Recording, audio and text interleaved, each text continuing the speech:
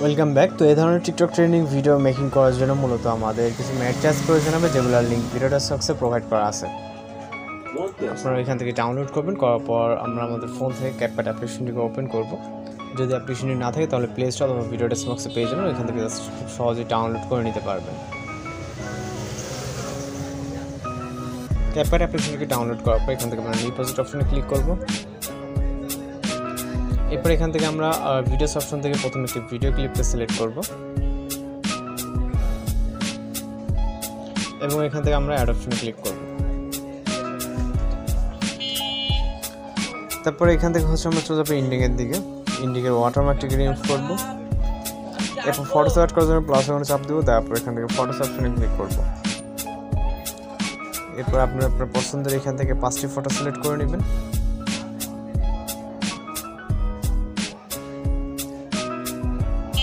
Photos 5টি select হয়ে গেলে এখান থেকে অ্যাড অপশনে ক্লিক করবেন। এরপর এখান থেকে এক্সপেক্ট রেশিওতে ক্লিক করবেন। তারপর এখান থেকে 6:9 ক্লিক করবেন। এরপর এখান থেকে ভিডিও ক্লিপ যে লেয়ার আছে, লেয়ারে ক্লিক করে এখান থেকে এটাকে রাইট সাইডে 90 অ্যাঙ্গেল রোটেট করে নেবেন।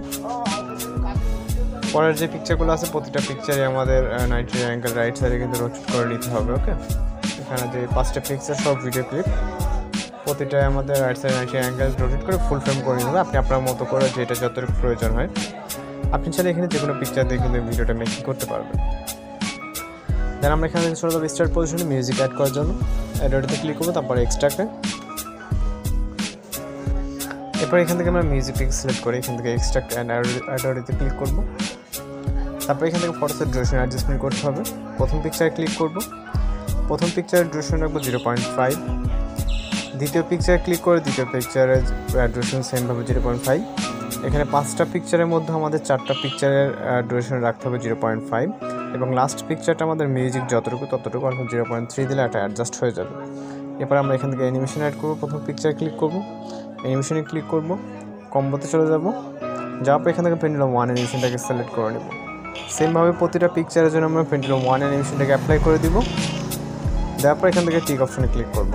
এরপর এখান থেকে ট্রানজিশনটাকে অ্যাড করার জন্য দুইটা ক্লিপসের মাঝখানে যে ট্রানজিশন বক্স এখানে ক্লিক করব এবং এখান থেকে আমরা অনেকগুলো ট্রানজিশন দেখতে পারবো। এর ভিতরে এর ভিতর থেকে আমরা পুল আউট নামে একটি ট্রানজিশন ইফেক্ট দেখতে পারবো। রাইট সাইডে গেলে এটাকে সিলেক্ট করে এখান থেকে অ্যাপ্লাই টু অলে ক্লিক করে টিক অপশনে ক্লিক করব। আপনি চাইলে ভিডিওটাকে প্লে করে দেখতে পারেন। সব কিছু ঠিকঠাক থাকলে এখান থেকে ভিডিও রেজুলেশন 1000 আসতে থেকে জাস্ট এক্সপোর্ট অপশনে ক্লিক করব। তো এখন আমাদের ভিডিওর যে রেশিও আছে এটা 6:9 রেশিওতে আমাদের 9:60 রেশিওতে ভিডিওটিকে কনভার্ট করতে হবে। এর জন্য ভিডিওটি এক্সপোর্ট হওয়া অবধি ওয়েট করতে হবে।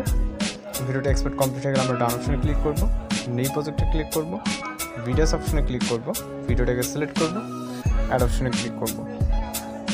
এরপর এখান থেকে সেমভাবে এক্সপোর্ট রেশিওতে ক্লিক করব, 9:60 ক্লিক করব, ভিডিওতে লেয়ার একটা ক্লিক করব, এটাকে লেফট সাইডে 90 অ্যাঙ্গেল রোটেট করে ফুল ফ্রেম করে নেব। এরপর ভিডিওর ইন্ডিংয়ে থাকা ওয়াটারমার্কটিকে রিমুভ করব।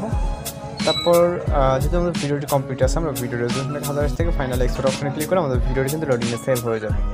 তো আমাদের আর কোনো কাজ নেই, ভিডিওটি কিন্তু এক্সপোর্ট ডান হলে আমাদের ভিডিওটি রেডি।